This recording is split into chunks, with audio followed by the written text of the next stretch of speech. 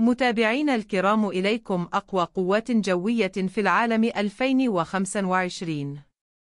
الولايات المتحدة تتصدر القائمة من حيث العدد الإجمالي للطائرات المقاتلة، وتمتلك 1790 مقاتلة اعتراضية.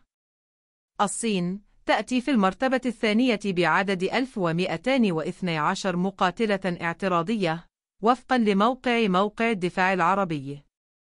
روسيا تحتل المركز الثالث بحوالي 833 مقاتلة اعتراضية. الهند لديها 2229 طائرة ضمن برنامج طموح لتحديث أسطولها عبر قواتها الجوية. كوريا الجنوبية ولديها 1592 طائرة، معتمدة على تحالف قوي مع الولايات المتحدة.